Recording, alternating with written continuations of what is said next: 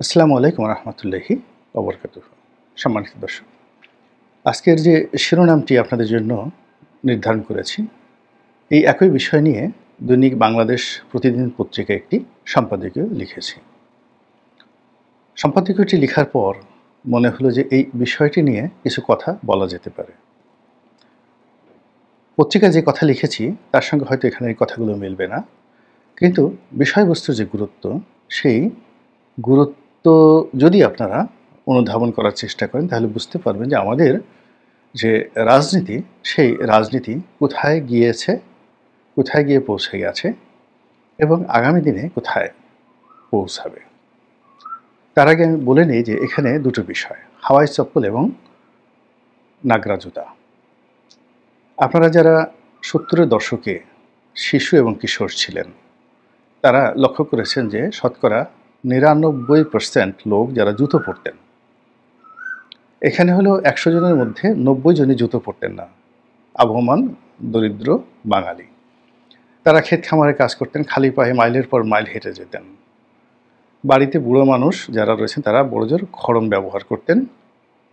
আর tyre, গাড়ির tyre দিয়ে এক ধরনের স্যান্ডেল তৈরি করা হতো। গরিব মানুষেরা সেই স্যান্ডেল পরে কখনো কখনো দূর দেশে যেতেন। এটা ছিল গরিবের জুতো এবং স্যান্ডেল। আর যারা নিম্নবিত্ত, মধ্যবিত্ত, এমনকি উচ্চবিত্ত ধনী, তারা বাটার তৈরি, তারপরে অন্য লোকাল কিছু কোম্পানির তৈরি প্লাস্টিকের জুতো পরতেন। কালো রঙের যে জুতো, এটিকে নাগরা জুতো বলা হতো। আবার একটু ডিজাইন করে সাদা রঙের বা অন্য রঙের প্লাস্টিকের জুতো কিন্তু মানুষজন পরত। এবং আপনারা জানেন যে প্লাস্টিকের যে কোনো জুতো এরকম বেশিক্ষণ পরে রাখা যায় না, মুজো দিয়েও পরে রাখা যায় না, গরম হয়ে যায়, পা ফুসকা পড়ে যায় পায়ে। ফলে যারাই এই জুতো পরতেন খুব স্বল্প সময়ের জন্য, 10 মিনিট 15 মিনিটের জন্য এই জুতো পরতেন। যদি এই জুতো পরে দীর্ঘ সময় তাদের কোনো পথ পাড়ি দিতে হতো, প্রায় সবাই খালি পায়ে যেতেন। তারপরে সেই জুতো বগল দাবা করতেন, হাতে করে নিয়ে হাঁটতেন। তারপর যে বাড়িতে যাবেন সে বাড়িতে যাওয়ার আগে তারা কোনো টিউবওয়েল বা পুকুরে হাত পা ধুয়ে, অনেকের আবার গামছা নিয়ে যেতেন পকেটে করে, ছোটো ছোটো গামছা, সেই গামছা দিয়ে মুছে জুতো পরে ভদ্রলোক সেজে তারপর তারা কোনো বাড়িতে মেহমান হতেন। এই গেল নাগরা জুতার 70 দশের কাহিনী। দ্বিতীয় যে বিষয়টি, সেটি 74-75 সনে আমাদের দেশে হাওয়াই চপ্পল আসে। প্রথম হয়তো রূপসা নামক যে কোম্পানিটি আছে, এই কোম্পানিটি প্লাস্টিকের যে ফোমের যে স্যান্ডেল এগুলো বের করে, বেশ উঁচু হিল টাইপের, 3 ইঞ্চি 4 ইঞ্চি এরকম উঁচু উঁচু স্যান্ডেল। তো সেই স্যান্ডেলগুলো একটা হল স্পঞ্জের যে স্যান্ডেল, সেটা বাটা বের করতেন, এগুলো দামি ছিল। আর হাওয়াই চপ্পল যেটা বেশ মোটা, কটকট কটকট করে আওয়াজ হতো। এরপরে একটা অদ্ভুত সেই ঘ্রাণ আসতো, ফোমের একটা ঘ্রাণ আসতো, এবং বিভিন্ন রং বেরঙের ছবি সেখানে আঁকা থাকতো। ফলে কি হতো, শিশু কিশোররা এই হাওয়াই চপ্পলের জন্য রীতিমতো মাতলামো করত। এবং এগুলো সাধারণত ওই যে দরিদ্র, তাদের স্বপ্ন ছিল নিম্নবিত্ত, মধ্যবিত্ত এবং উচ্চবিত্ত পরিবারের সন্তানেরা যখন এগুলো কিনতেন, প্রথম 1 সপ্তাহ তো তারা এটা পরতেন না, শুধু সকাল বিকাল ধৌত করতেন। তারপর সেগুলি নিয়ে ঘুমিয়ে থাকতেন। অনেকে বুকে জড়িয়ে ঘুমিয়ে থাকতেন, অনেকে বালিশের নিচে দিয়ে ঘুমিয়ে থাকতেন, অনেকে একটু পরপর ক্ষণে ক্ষণে সেই যে নাকের কাছে সেই হাওয়াই চপ্পল নিয়ে তারপর তারা ঘ্রাণ শুঁকতেন।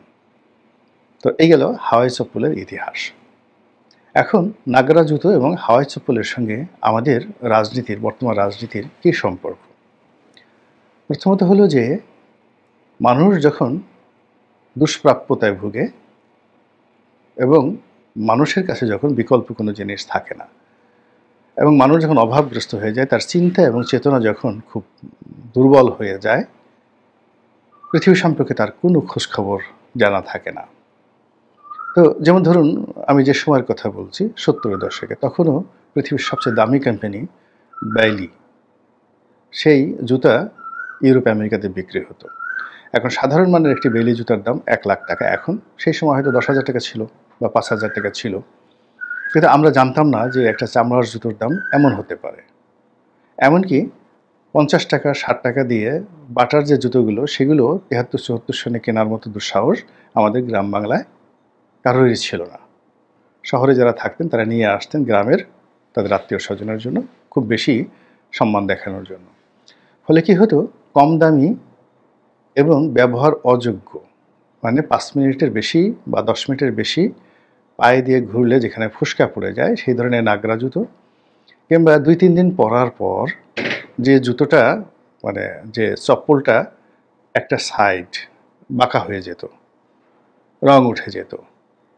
তো সেই হাওয়াই চপ্পলকে নিয়ে কেনার পর আমাদের যে মাতামাতি ছিল, এটি অভাবের কারণে, তারপরে যাকে বলা হয় মন মানসিকতার কারণে, চিন্তা এবং চেতনার কারণে। তো এই রাজনীতির চাবিকাঠি এটা কেবলই মস্তিষ্কে শোভা পায়। এই রাজনীতির চিন্তা চেতনা কেবলই মস্তিষ্কে শোভা পায়, বড়জোর মন পর্যন্ত, অর্থাৎ হৃৎপিণ্ড পর্যন্ত আপনি আনতে পারবেন। পেটের মধ্যে আনলে এটা পায়খানা হয়ে যাবে। রাজনীতি পেটের মধ্যে আনলে আনা যায় না, মুখের মধ্যে ঢুকিয়ে এটাকে গলধকরণ করা যায় না।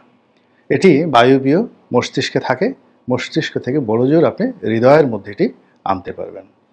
কিন্তু এই রাজনীতিকে যদি আপনি ফুটবল বানিয়ে ফেলেন, এই রাজনীতিকে যদি আপনি হাওয়াই চপ্পল বানিয়ে ফেলেন, নাগরা জুতো বানিয়ে ফেলেন, তাহলে জাতি হিসেবে আপনি সেই অসভ্যের কাতারে পড়ে যাবেন। তো এই যে রাজনীতি, শ্রেষ্ঠ মানুষেরা রাজনীতি করবেন, শিক্ষিত মানুষেরা রাজনীতির উপদেষ্টা হবেন, দার্শনিক হবেন। রাজা যত বড়ই শিক্ষিত হন কিংবা যত অশিক্ষিত হন, এটা কোনো সমস্যা হয় না। রাজার পারিষদ বর্গ হতে হবে শিক্ষিত, সম্ভ্রান্ত, এবং শত শত বছর ধরে সেই পারিষদ বর্গের একটা ঐতিহ্য থাকবে রাজনীতি করার। যেমন ধরুন আব্বাসীয় খেলাফত। তো আব্বাসীয় খেলাফতকে যারা চালাতেন, খলিফা ছিলেন জাস্ট একটা মনুমেন্ট, চালাতেন বার্মেকি পরিবার। জাফর বার্মেকি, ইয়াহিয়া বার্মেকি খুব বিখ্যাত, আবুল মনসুর, খলিফা আল মনসুর, কিংবা আবুল আব্বাস সাফা থেকে শুরু করে একেবারে খলিফা হাদি পর্যন্ত প্রধানমন্ত্রী হিসেবে এই বার্মেকি পরিবারের ইয়াহিয়া বার্মেকি তিনি যাকে বলা হয় সেবা দিয়েছেন। তারপরে তার মৃত্যুর পর তার সুযোগ্য সন্তান জাফর বার্মেকি, তিনি প্রধানমন্ত্রীর দায়িত্ব নেন খলিফা হারুন আর রশিদের জামানাতে, এবং তারা দুজন খুব ঘনিষ্ঠ বন্ধু ছিলেন। একইভাবে মুঘল সাম্রাজ্যের আপনি যত সফলতা দেখেন, সব সফলতার পিছনে এরকম যোগ্য লোকদের আপনি পারবেন পারিষদ বর্গ হিসেবে। তো সেই দিক থেকে যদি আপনি এখন এই সময়টিতে আপনি রাজনীতিতে দেখেন, তাহলে দেখবেন যে এখানে কোহিনূর হীরার মতো মূল্যবান কোনো সম্পদ রাজনীতির ময়দানে নেই, কিংবা স্বর্ণ মুকুটের মতো শোভাবর্ধনকারী কোনো হীরামণি মুক্তা জহরত এই রাজনীতির অঙ্গনে নেই। এখানে প্রায় সব রাজনীতি দলকেন্দ্রিক, এবং দলকানা মানুষগুলো এরকম যে তাদের দলের যিনি নেতা তিনি যত মন্দই হন না কেন, সবাই তাকে বলবে মাশাল্লাহ, সুবহানাল্লাহ, এ নেপোলিয়ন বোনাপার্টের চাইতেও বড় নেতা। অথবা সে যদি অন্ধ, বধির, বোবা, কালা হন, তবুও তাকে নিয়ে তারা উল্লসিত হয়ে যাবে। এটা হলো দলীয় রাজনীতি। গোত্রীয় রাজনীতির একই অবস্থা। নিজের গোত্রের মধ্যে, সম্প্রদায়ের মধ্যে যারা রাজনীতি করেন তারা চরিত্রহীন, মদখোর, জুয়া খেলেন, দুর্নীতি করেন, ধর্ষণ করেন, এগুলো কোনো বিষয়ই নয়। তাদের দৃষ্টিতে এরা হলো রাজনীতির একেবারে ফেরেশতা। আকাশের কলঙ্ক থাকতে পারে, চাঁদের কলঙ্ক থাকতে পারে, কিন্তু তাদের নেতার কোনো কলঙ্ক নেই। এই গেল গোত্র। এরপর হলো বংশপ্রীতি। মানে বড় বড় রাজনৈতিক দলগুলোতে যতই আপনি অযোগ্য হন না কেন, আপনি যদি বংশধারায় থাকেন, তাহলে আপনার সামনে আপনার দলের কোনো ব্যক্তি কথা বলতে পারবে না। এটাই আমাদের দেশে চলে আসছে। কারো নাম বলে, কোনো দলের নাম বলে আলাদাভাবে মেনশন করার দরকার নেই, আপনারা সব কিছু বুঝেন।